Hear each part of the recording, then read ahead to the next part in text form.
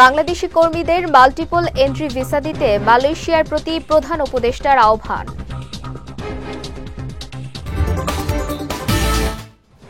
July August গণহত্যার সময় শেখ হাসিনা সহ জড়িতদের গুরুত্বপূর্ণ কল রেকর্ড পাওয়া গেছে। এবং বাংলাদেশের বিরুদ্ধে ভারতের কোনো অসম সুবিধা বাস্তবায়ন হতে দিবে না দেশের জনগণ, হুঁশিয়ারি রিজভীর।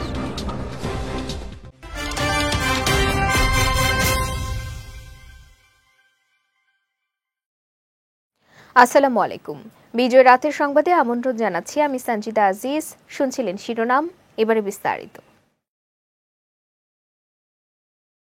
বাংলাদেশি কর্মীদের মাল্টিপল এন্ট্রি ভিসা দিতে মালয়েশিয়া সরকারের প্রতি আহ্বান জানিয়েছেন অন্তর্বর্তী সরকারের প্রধান উপদেষ্টা ডক্টর মোহাম্মদ ইউনুস। আজ রাষ্ট্রীয় অতিথি ভবন যমুনায় মালয়েশিয়ান হাইকমিশনার মোহাম্মদ সুহাদা ওসমান সাক্ষাৎ করতে গেলে প্রধান উপদেষ্টা এই আহ্বান জানান। এ সময় প্রধান উপদেষ্টা দেশটিতে কাজে যোগদানের তারিখ অতিক্রম করা 18,000 বাংলাদেশি কর্মীকে পুনরায় সুযোগ দেওয়ার আহ্বান জানান।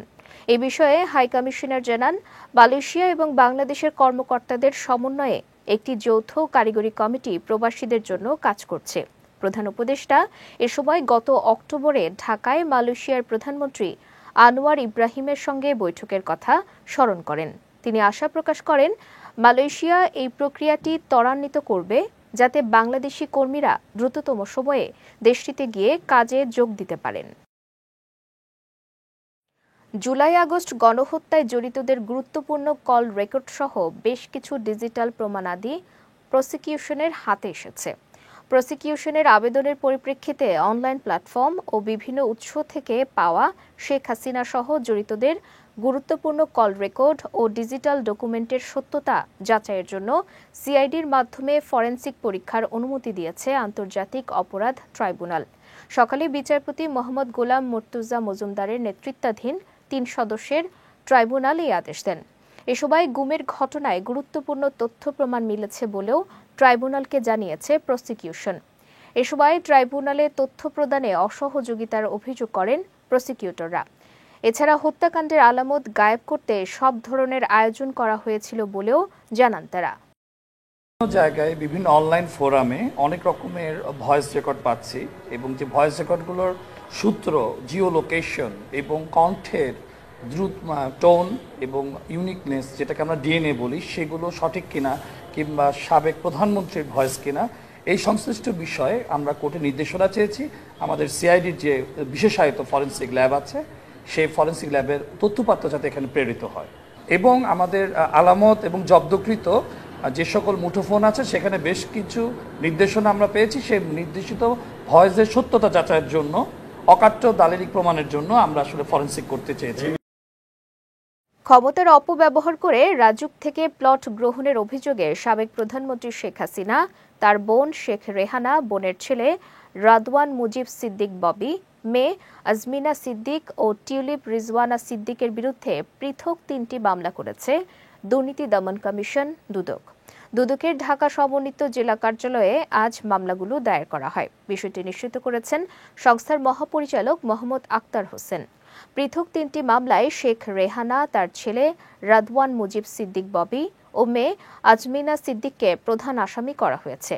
অন্যদিকে টিউলিপ রিজওয়ানা সিদ্দিক এবং সাবেক প্রধানমন্ত্রী শেখ হাসিনাকে সহযোগী আসামি করা হয়েছে। এছাড়া প্রতিটি মামলায় 12 থেকে 13 জনকে আসামি করা হয়েছে।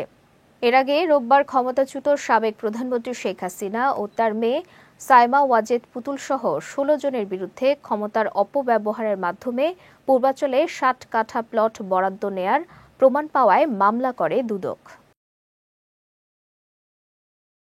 সীমান্তে ভারতের দখলদারিত্বের বিরুদ্ধে দেশের মানুষ প্রতিরোধ গড়ে তুলেছে। কোনো অসম সুবিধা বাস্তবায়ন হতে দেয়া হবে না বলে জানিয়েছেন বিএনপির সিনিয়র যুগ্ম মহাসচিব রুহুল কবির রিজভী। সকালে বিএনপির কেন্দ্রীয় কার্যালয়ে আয়োজিত এক দোয়া মাহফিলে তিনি একথা জানান।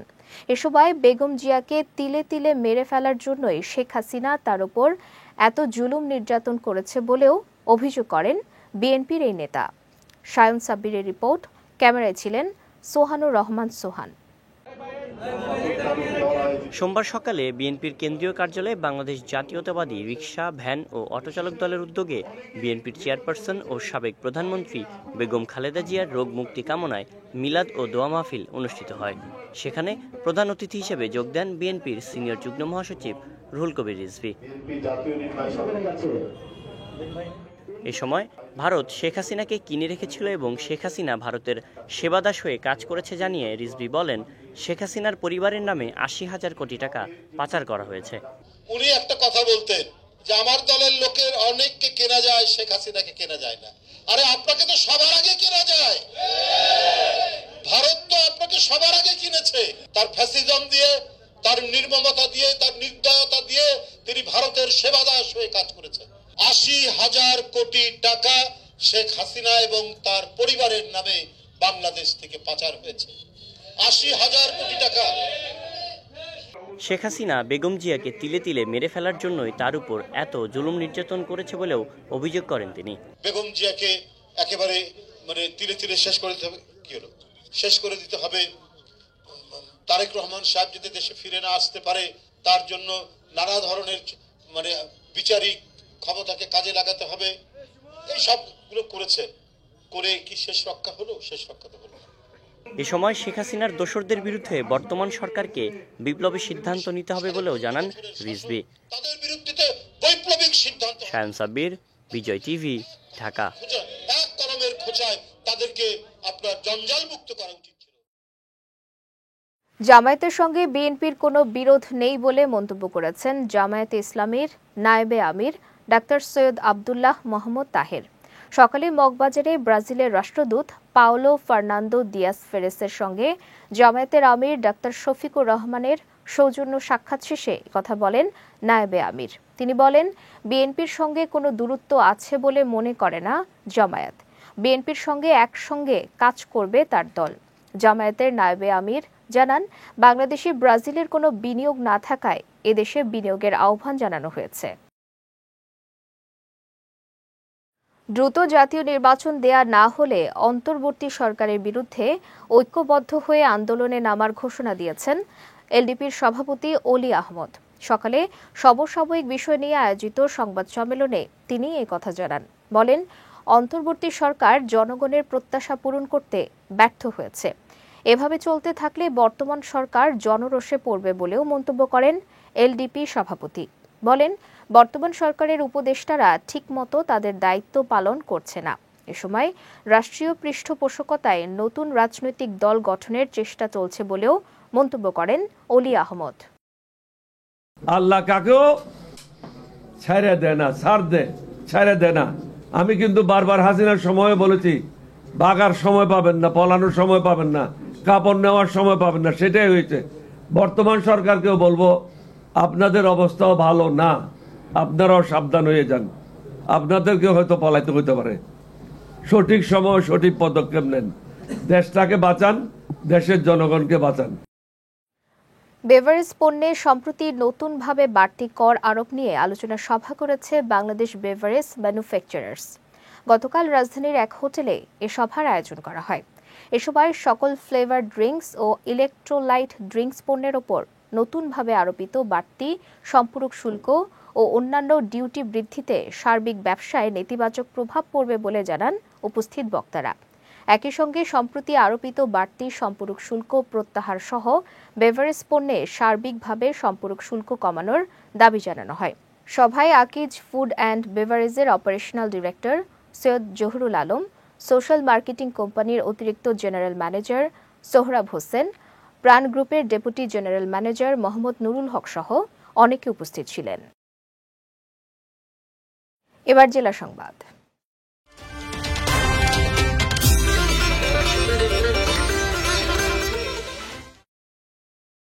চাপ কমলে বাজার স্থিতিশীল হয়ে আসবে বলে জানিয়েছেন অন্তর্বর্তী সরকারের খাদ্য উপদেষ্টা আলী ইমাম মজুমদার।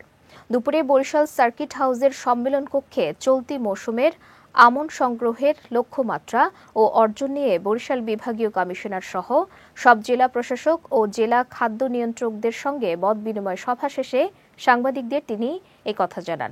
উপদেষ্টা জানান, প্রতি কার্যদিবসে উপজেলাগুলোতে 2 মেট্রিক টন করে OMS এর চাল দেয়া হচ্ছে। প্রয়োজনে এটি আরও বাড়ানো হবে। এ সময় বরিশাল বিভাগীয় কমিশনার রায়হান কাউসার, জেলা প্রশাসক দেলোয়ার হোসেন সহ বিভিন্ন পর্যায়ের কর্মকর্তারা উপস্থিত ছিলেন। পরে বরিশালে নির্মিত সাইলো পরিদর্শন করেন খাদ্য উপদেষ্টা। প্রতি জেলার জেলা খাদ্য নিয়ন্ত্রক, জেলা প্রশাসক, আঞ্চলিক খাদ্য নিয়ন্ত্রক, কৃষি বিভাগের আঞ্চলিক নিয়ন্ত্রক আমাদের কাছে বিভিন্ন তথ্য তুলে ধরেছেন। এইসব তথ্যে আমরা যেসব পেয়েছি, এখানে আমন সংগ্রহ অভিযান মোটামুটি আমনটাই এই অঞ্চলে একটু লেটে হয়। আমন সংগ্রহ অভিযান এই পর্যায়ে আমরা মনে করছি যে আশাব্যঞ্জক। আমরা মনে করছি যে আমন সংগ্রহ অভিযানের জন্য সময়সীমা যেটা নির্ধারণ করা আছে, সেই সময়সীমা অনুসারে এটা সংগ্রহ করা সম্ভব হবে এবং এই বিভাগে অতীতে যেমনভাবে বিভিন্ন কাজে সফল হয়েছে, এ বিষয়ে তারা সফল হবে। লগি বৈঠার আমল থেকে শুরু করে 2024 সাল পর্যন্ত সব খুনের মাস্টারমাইন্ড শেখ হাসিনা, এমনটাই জানিয়েছেন জামায়াতে ইসলামের সেক্রেটারি জেনারেল অধ্যাপক মিয়া গোলাম পরওয়ার। দুপুরে মাদারীপুর শহরের লেকপাড়ের স্বাধীনতা অঙ্গনে জেলা জামায়াতে ইসলামের কর্মী সম্মেলনে প্রধান অতিথির বক্তব্যে তিনি একথা জানান। বলেন, শেখ হাসিনার নামে 226টি মামলা হয়েছে। এছাড়া তার বিরুদ্ধে রেড অ্যালার্ট ও গ্রেফতারি পরোয়ানা জারি করা হয়েছে। এ সময় যে ট্রাইব্যুনালে জামায়াতের নেতাকর্মীদের ফাঁসি দিয়েছিল, সেই ট্রাইব্যুনালেই শেখ হাসিনার ফাঁসির আয়োজন চলছে বলেও জানান মিয়া গোলাম পরওয়ার। সংস্কার ছাড়া জাতীয় নির্বাচন নয় উল্লেখ করে জামায়াতে ইসলামের সেক্রেটারি জেনারেল বলেন, সংস্কার না করে এখন নির্বাচন দেয়া হলে 2014, 18 ও 24-এর মতো ভোট হবে। দল যোগ্য অভিজ্ঞ পার্লামেন্টারিয়ান ল মেকারকে নিয়োগ দিয়ে বাংলাদেশে একটি সমৃদ্ধ আইনসভা করার সুযোগ পাবে। এই আনুপাতিক প্রতিনিধিত্ব পদ্ধতিতে নির্বাচন ব্যবস্থা সংস্কার করে অন্তর্বর্তীকালীন সরকারের প্রধান উপদেষ্টাকে আমরা বলবো, আপনি নির্বাচন একটা রোড ম্যাপ ঘোষণা করুন। 12-13টি রিফর্ম কমিশন, সংস্কার কমিশন গঠন হয়েছিল। আশা করছি জানুয়ারির 15-র মধ্যে রিফর্ম কমিশনের প্রস্তাবগুলো সরকারের কাছে যাবে, বাছাই হবে। অনেকে বলছেন সংস্কার দরকার নেই। না, সংস্কার না করে এত রক্তের পর নির্বাচন আসলে আবার ওই 14, 18, 24-এর মতো ভোট হবে। কি বলেন, ঠিক কিনা? এই রক্ত বৃথা যাবে। তাই রাষ্ট্রের সব অর্গান এই সরকারের পক্ষে সংস্কার সম্ভব না, আমরা তা বলছি না। কিন্তু ইলেকশন ভালো করতে গেলে কমপক্ষে election commission, police administration, civil administration, judiciary, constitution 7-8টা জায়গায় সংস্কার করে আপনি নির্বাচনের রোড ম্যাপ ঘোষণা করেন। নির্বাচন কমিশনার মোহাম্মদ আনোয়ারুল ইসলাম সরকার বলেছেন, ভোটার নিবন্ধন প্রক্রিয়ার চ্যালেঞ্জ মোকাবিলা করতে হলে স্বচ্ছ মানসিকতার প্রয়োজন আছে। তবে উদ্দেশ্য মহৎ হলে চ্যালেঞ্জ মোকাবিলা করা কঠিন নয়। দুপুরে নারায়ণগঞ্জ জেলা প্রশাসকের কার্যালয় মিলনায়তনে অনুষ্ঠিত ভোটার নিবন্ধন প্রক্রিয়ায় চ্যালেঞ্জ এবং চ্যালেঞ্জ উত্তরণের উপায় শীর্ষক কর্মশালার উদ্বোধনী অনুষ্ঠানে তিনি এসব কথা বলেন। নির্বাচন কমিশনার বলেন, স্বচ্ছ ভোটার তালিকা প্রণয়ন দেশের 18 কোটি মানুষের আমানত। তাই এই আমানত রক্ষার দায়িত্ব সবার। এ সময় জাতিকে স্বচ্ছ ও নির্ভেজাল ভোটার তালিকা উপহার দিতে নির্বাচন কমিশন বদ্ধপরিকর বলেও জানান তিনি। ঢাকা আঞ্চলিক নির্বাচন কর্মকর্তা ফরিদুল ইসলামের সভাপতিত্বে কর্মশালায় নারায়ণগঞ্জের জেলা প্রশাসক, জেলা পুলিশ সুপার ও জেলা নির্বাচন কর্মকর্তা সহ অনেকে উপস্থিত ছিলেন। সে সোজা হয়ে দাঁড়াতে পারে না, সে খেতে পারে না, সে চোখে দেখে না, কিন্তু তার হুঁশিয়ারি এরকম যে আমরা একটা ভালো নির্বাচনের জন্য জীবনকে বাজি রেখে এই পর্যায়ে আমরা এখনো বেঁচে আছি। আল্লাহ যদি আমাদেরকে বাঁচিয়ে রাখে আর আপনারা যদি সঠিক নির্বাচনটা না দেন, আমরা আবার আন্দোলনে নামব এবং আবার রাস্তায় নামব। তা আমরা নির্বাচন কমিশনের যারা ছিলাম, তাদের মনোবল, তাদের কমিটমেন্ট দেখে আমরা অভিভূত হয়েছিলাম যে এই দেশে এখনো দেশপ্রেমিক মানুষ রয়েছেন। এই দেশটা ভালো হোক, তারা আশা করেন এই দেশে একটা নির্ভেজাল গণতন্ত্র প্রতিষ্ঠিত হোক, সেটি তারা প্রত্যাশা করে এবং সেটির জন্য তারা জীবনপণ দিয়ে চেষ্টা করছেন এবং করে যাবে। এইচপিভি ভাইরাস প্রতিরোধে ব্রাহ্মণবাড়িয়ার আখাউড়া আন্তর্জাতিক ইমিগ্রেশন চেকপোস্টে ৫ সদস্য বিশিষ্ট স্বাস্থ্য পরীক্ষা হেল্প ডেস্ক চালু করা হয়েছে। সকালে জেলার ভারপ্রাপ্ত civil surgeon doctor Mohammad Shakhawat Hossain এই হেল্প ডেস্ক চালু করেন। তিনি জানান, প্রাথমিকভাবে সকাল ৮টা থেকে সন্ধে ৬টা পর্যন্ত ২ ধাপে ৪ জন স্বাস্থ্য সহকারী হেল্প ডেস্কে কাজ করবেন। এ সময় ভারত থেকে আসা যাত্রীদের মাঝে হ্যান্ড স্যানিটাইজার ও মাস্ক বিতরণ করা হয়। স্বাস্থ্য পরীক্ষার ডেস্ক উদ্বোধনের সময় উপজেলা স্বাস্থ্য ও পরিবার পরিকল্পনা কর্মকর্তা ডাক্তার হিমেল খান উপস্থিত ছিলেন। যাচ্ছি খেলার সংবাদে।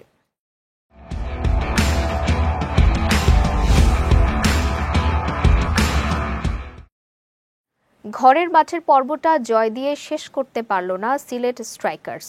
আজ সিলেট আন্তর্জাতিক স্টেডিয়ামে চিটাগং কিংসের কাছে ৩০ রানে হেরেছে তারা। অন্যদিকে টানা তৃতীয় জয় পেল ৪ ম্যাচ খেলা চিটাগং কিংস। দিনের প্রথম ম্যাচে টসে জিতে চিটাগংকে আগে ব্যাটিংয়ে পাঠায় সিলেট। শুরুতে ব্যাট করে ২০৩ রানের বিশাল সংগ্রহ দাঁড় করায় চিটাগং। জবাবে নির্ধারিত ওভার শেষে ১৭৩ রানে থামে সিলেট স্ট্রাইকার্স। এই জয়ে ফরচুন বরিশালকে টপকে পয়েন্ট টেবিলের ২-এ উঠে এসেছে বন্দর নগরীর দলটি। কলম্বিয়ান ক্লাব জুনিয়র ডি বারানকুয়ায় যোগ দিতে ১৪ জন দেহরক্ষী চাইলেন কলম্বিয়ান তারকা ফুটবলার হামেস রদ্রিগেজ। তবে বারানকুয়াতে নয়, রদ্রিগেজকে দেখা যেতে পারে মেক্সিকান ক্লাব লিওনে।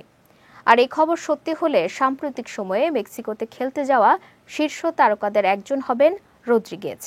আন্তর্জাতিক একাধিক সংবাদ মাধ্যম জানায়, কোপা আমেরিকার টুর্নামেন্ট সেরা তারকা রদ্রিগেজ নাকি কলম্বিয়ান ক্লাবটির কাছে চোখ কপালে ওঠার মতো কিছু দাবি রেখেছিলেন, যেখানে দলে যোগ দিলে তাকে ১৪ জন দেহরক্ষী দেওয়ার দাবিও ছিল। আর এতেই নাকি ঐকমত্যে পৌঁছাতে পারেনি দুই পক্ষ, যে কারণে ক্লাবটির সঙ্গে চুক্তির প্রক্রিয়াও আর এগোয়নি এই ফুটবলারের। বিজয় রাতের সংবাদ শেষ করার আগে শিরোনামগুলো দেখে নিচ্ছি আরও একবার।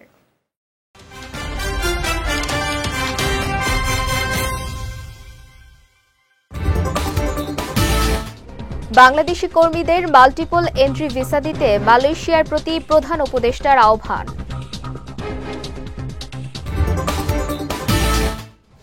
জুলাই আগস্ট গণহত্যার সময় শেখ হাসিনা সহ জড়িতদের গুরুত্বপূর্ণ কল রেকর্ড পাওয়া গেছে। এবং বাংলাদেশের বিরুদ্ধে ভারতের কোনো অসম সুবিধা বাস্তবায়ন হতে দিবে না দেশের জনগণ, হুঁশিয়ারি রিজভীর।